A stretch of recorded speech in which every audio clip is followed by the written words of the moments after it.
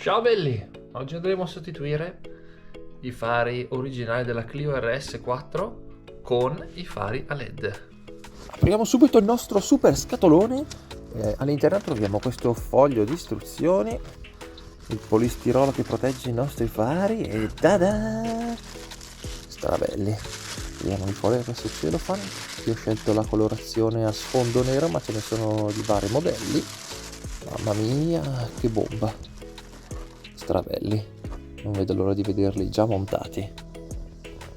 Dunque, tutto ciò che ci serve per smontare portelloni e fari, ci basta la chiave con la punta Torx con questa forma a stella e una chiave del 10.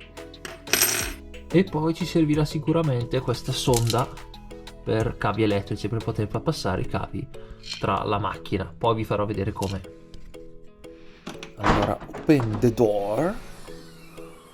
Aperto il nostro baule, avremo queste 4 viti, 1, 2, 3 e 4 da smontare, sempre con la chiave Torx. Poi questo, una vite del 10, questa qua la giriamo in su, che è la lampadina dell'altro faro. Questa qua possiamo cominciare a svitarla. Ora possiamo estrarre il faro. Per il secondo pezzo di faro dobbiamo svitare questa e questa vite, e sono sempre vite Torx, e poi cercare di estrarre il faro con delicatezza. Estratto il nostro faro, o stacchiamo il connettore direttamente o prima estraiamo la cabina delle lampadine, poi tramite questo cacciavite piatto estraiamo il connettore. Per sicurezza vi conviene tenere un po' pulito qua prima di fare qualsiasi operazione, in modo che quando andrete ad installarlo, visto che lo sporco per la maggior parte scende da questo lato, è meglio magari dare una pulita sia qui che la parte superiore.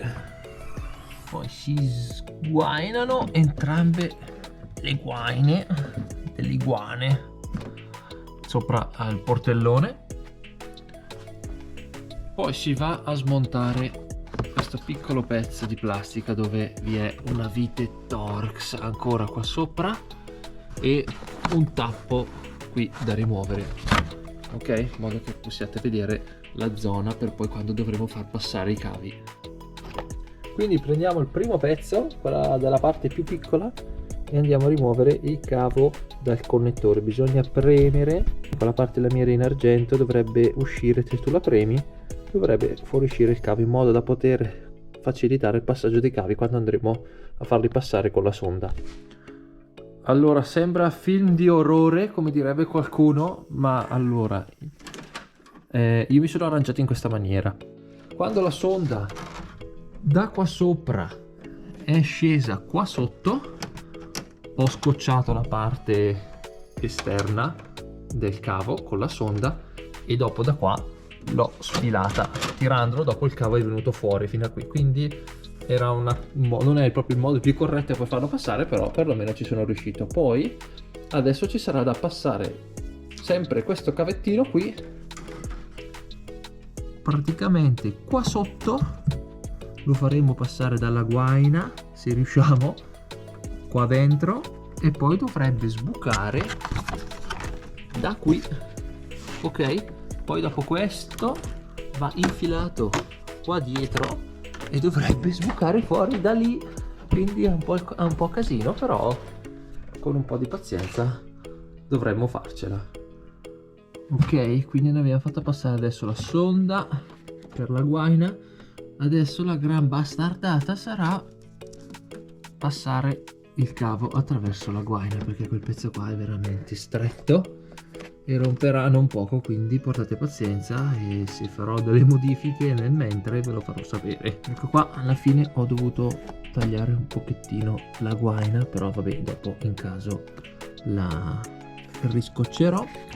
Momentaneamente lasciamo fuoriuscire il cavo, facciamo adesso anche la cosa dall'altra parte. Dunque, allora, per far passare i cavi nella guarnizione dell'altro faro, qui è consigliabile spingere la guarnizione verso l'interno e sganciare quel piccolo blocco.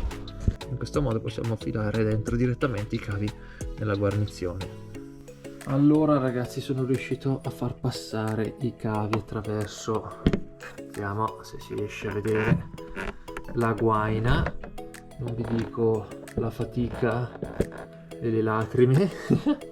Portate pazienza, io l'ho fatta passare all'interno della macchina, poi bisogna riuscire a far passare bene dentro i cavi e la guarnizione tramite questa parte, e la parte più difficile è riuscire a recuperare la guarnizione e a tirarla verso l'interno. Io con molta pazienza sono riuscito piano piano ad avvicinarla il più possibile, e poi con una pinza sono riuscito a prenderla e a tirarla verso l'interno.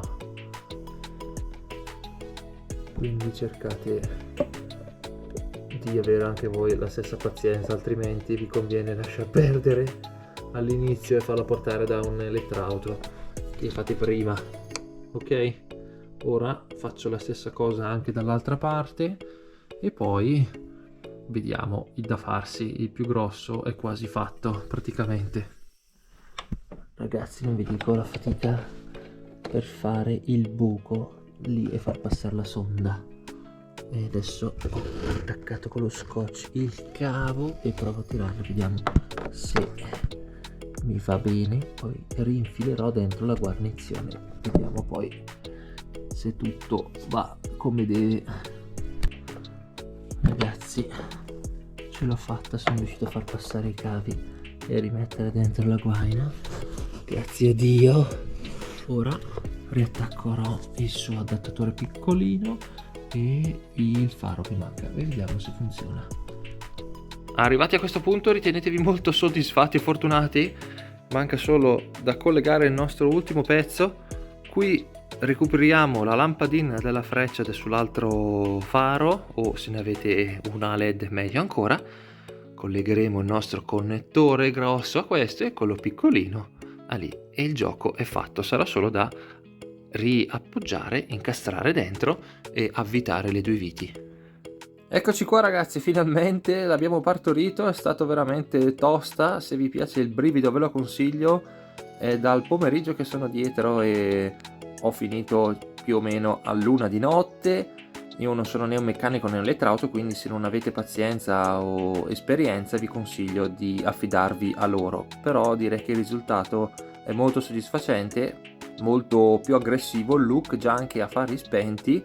Poi vi farò vedere anche a fari accesi, ma già così direi che siamo più che soddisfatti.